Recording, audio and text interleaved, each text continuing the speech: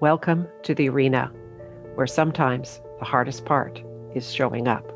My name is Linda McLachlan. Thank you for being here. Well, here we are, the end of season 1 and the end of 2020. I learned so much through this process, and I want to thank all of my guests for their generosity and vulnerability in joining me to explore the people and events in their lives that taught them about courage and how they've used those experiences to fuel them, to test their limits, and to give them strength and perspective when life presents challenges. For me, this first season taught me about persistence, patience, listening, consistency, and self-belief. Persistence, pushing through those moments when the technology or the process seem to create roadblocks. And there's always a way to work through a problem. Just keep working at it. Patience, not a strong suit for me. Learning is not an event, and it doesn't happen quickly sometimes. It's a process. Like persistence, it's a matter of continuing to push yourself and work at those skills. I'm learning, and ultimately the learning is part of the joy of doing this. Listening. It was important to me that these episodes be about the stories my guests had to share, and not so much my opinions. Hearing their stories and being a witness to the pain they shared has been an enriching experience. Consistency. Showing up every week and reaching out to people that maybe I don't know was a challenge. It's a challenge I look forward to in continuing with season 2. Self-belief. There were certainly days at the beginning that I thought, okay, well, let's try this and see how it goes. I can always fold up my tent if I no longer think this is a good idea. That voice in my head is still there, but I don't listen to it much anymore. Like many things in 2020, this was not what I had planned to do. Creating a podcast didn't even appear on my 2020 vision board, and most of what I had envisioned did not or could not materialize. The challenges I had set for myself in 2020 were suddenly replaced with others I'd never imagined. All the planning, expectations, certainty, live events, family gatherings, hugs, and a new career.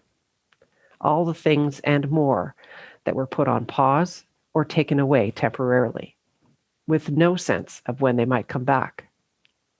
Suddenly, I felt the urge to reconnect with friends and family I rarely saw or spoke to. I felt the urge to bake, to cook, and knit, finding comfort in these simple things. There were so many who were plunged into much more precarious and dangerous situations. The social, racial, familial, and financial disparities in our communities and countries was exacerbated by this global crisis.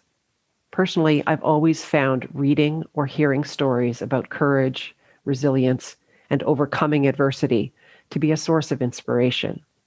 As people struggled with mental health issues due to the stress, isolation, and uncertainty, I wondered if sharing those kinds of stories might help. My own story is not about big, bold acts of courage, but daily incremental progress, one foot in front of the other kind of stuff. The stuff that you can only truly appreciate once time has passed, and you can look back on the distance you've traveled. The thing about being courageous is that it requires all of you. It requires that you be physically, mentally, and spiritually ready to keep going. It will be uncomfortable. You may be filled with fear, but the process of making friends with that fear and carrying on is what allows you to reach the other side. As Sergeant Lauren Ford said in episode 9, it can always be worse. I hope in some way that you found some solace in listening to these stories through this difficult year. And as we reach the end of 2020, this year in particular has required me to step back and think about my life and the lives of those around me. I've asked many of my guests what they have learned from 2020. Here are some of their answers. Patience, humanity, privilege, connection, humility, gratitude, simplicity, relationships, slowing down, acceptance, interconnectedness, and what's important. And then I asked them what their hope is for 2021. And here are a few of their answers. That we remember what matters and what does not.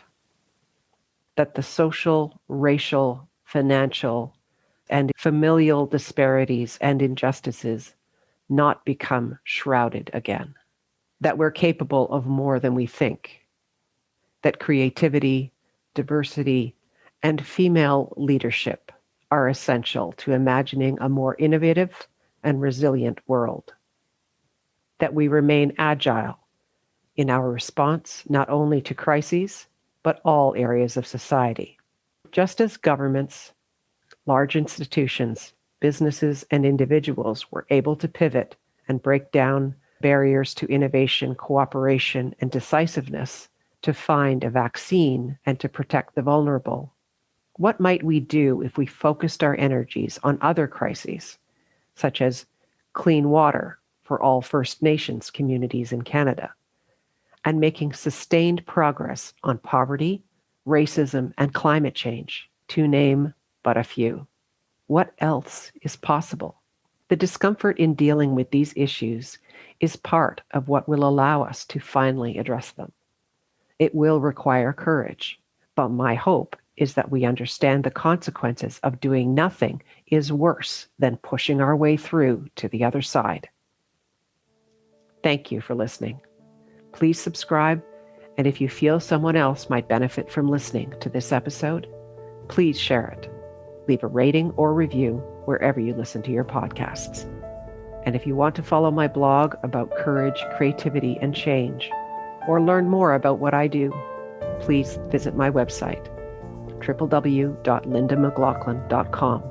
I'd love to hear from you. I look forward to returning to the arena with Season 2 after a short 1-week break.